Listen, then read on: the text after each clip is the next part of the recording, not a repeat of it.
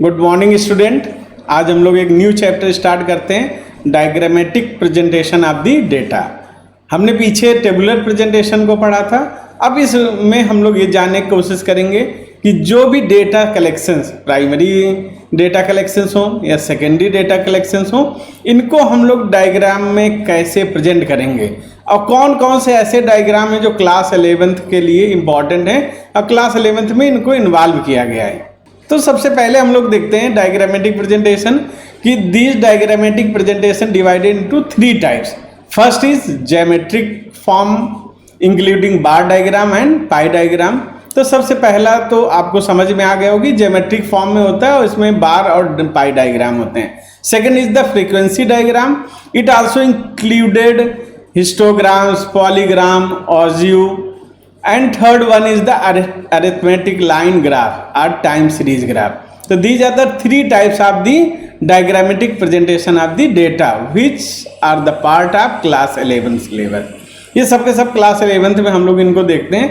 तो एक एक डायग्राम को अगर हम इसमें देखना शुरू करें, आप खुद ही देख रहे हैं कि हमें आपकी इस क्लास में पढ़ना है। बार डायग्राम हो गया, पाई हो गया, हिस्टोग्राम हो गया, पॉलीगॉन हो गया, ऑजियो हो गया, अरिथमेटिक लाइन ग्राफ हो गया, टाइम सीरीज ग्राफ हो गया। तो हम लोग सबसे पहले स्टार्ट करते हैं कि बार डायग्राम क्या होता है।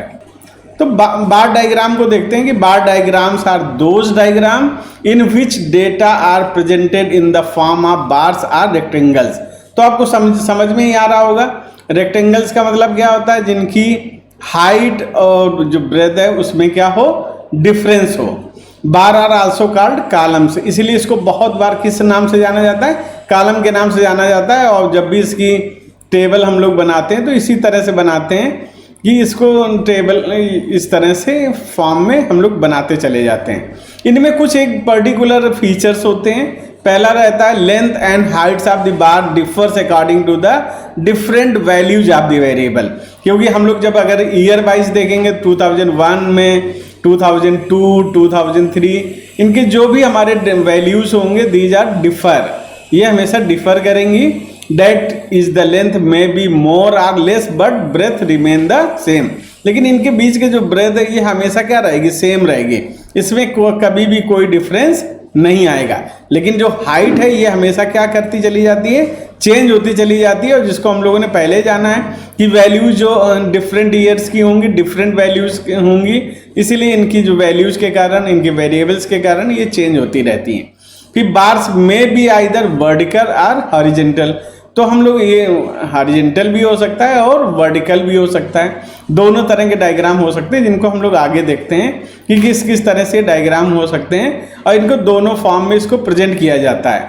Bars are equidistance from each other. इनके बीच का जो डिस्टेंस होगा, एक से दूसरे के बीच का जो डिस्टेंस होगा, ये हमेशा कैसा रहेगा, इक्यू डिस्टेंस रहेगा। इनमें कभी भी डिस्टेंस में कोई चेंजेस नहीं आएंगे, क्योंकि इनका जो भी हम लोग बनाएंगे एक्स एक्सिस में, तो जो भी हम लोग स्पेस सेट करेंगे वो स्पेस ऐसा रहेगा कि डिफरेंट, यानी कि बार डायग्राम के बीच में जो डिस्टेंस क्रिएट हो वो सेम ही रहे।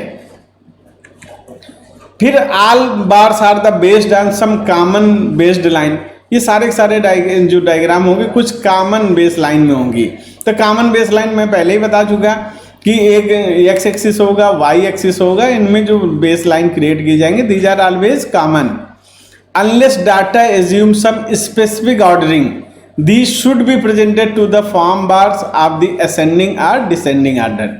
तो इसको कई बार हम लोग किस तरह प्रेजेंट कर लेते हैं, असेंडिंग और डिसेंडिंग ऑर्डर में। उसको क्रिएट इसलिए कर लेते हैं कि हम कंपैरिजन को सही तरह से कर सकें, डिफ्रेंशिएट हम सही तरह से कर सकें। To make the bars attractive these may be shaded with the different colour. अगर बार डायग्राम हम बना रहे हैं, इनको और अट्रैक्टिव बनाना है और मीनिंगफुल बनाना है, तो हम we can use different type of coloured pencils also. Types of bar diagram. तो एक सबसे पहला बार डायग्राम होता है, this is known as the simple bar diagram. Simple bar diagram are those diagram which are based on the single set of numerical data. The different items or values are represented by the numerical data. अब इसका हम लोग एक example के रूप में इसको देखते हैं। तो यहाँ पर आपको दिखाई दे रहा होगा कि एक टेबल ली गई है और टेबल में हमने क्या किसको रिप्रेजेंट किया है, बर्थ रेट को। और इनको अकॉर्डिंग टू सेंसस सर्वे के बेस से लिया गया है। तो बर्थ रेट हमने कब के लिए लिया, 1951 से 60 का, जो कि 45 था। 61 to 70 35, 71 to 80 कितना है, 30 है। 1981 to 90 28 है। 91 to 2000 24 है। और 2001 से 2010 ये अपने आप में असेंडिंग आर्डर में भी है, और इसको ये ईयर वाइज क्योंकि डिक्रीज होता चला गया है जो भी हमारी बर्थ रेट है। तो इसको जो हम रिप्रेजेंट करेंगे तो सबसे पहले वाई एक्सिस को लेंगे और फिर एक्स एक्सिस को लेंगे। एक्स एक्सिस में हमने ईयर को रिप्रेजेंट कर दिया है सभी, और वाई एक्सिस में हमने बर्थ रेट को रिप्रेजेंट कर दिया है। अब इसके हमने जब इसको बार डायग्राम बनाया, क्योंकि यहाँ आपको सभी को दिखाई दे रहा है कि सिंगल डाटा है, एक से ज़्यादा डाटा इसमें रिप्रेजेंट नहीं किए गए। हमने इसका मतलब किसको क्या ले लिया, केवल बर्थ रेट को ही लिया है, किसी अदर और डाटा को नहीं लिया। अब इसको हमने इसको बनाते चले गए, वैल्यूज़ के बेस से इसकी हाइट सेट होती गई चली गई। ब्रेथ आपको पहले ही बता दिया कि हमेशा सेम रहेगी, और इनके बीच का जो डिफरेंस है वो भी हमेशा सेम रहेगा, डिफरेंस में कभी कोई चेंजेस नहीं आएगा। और इस तरह से ये वर्टिकल बार डायग्राम बन गया।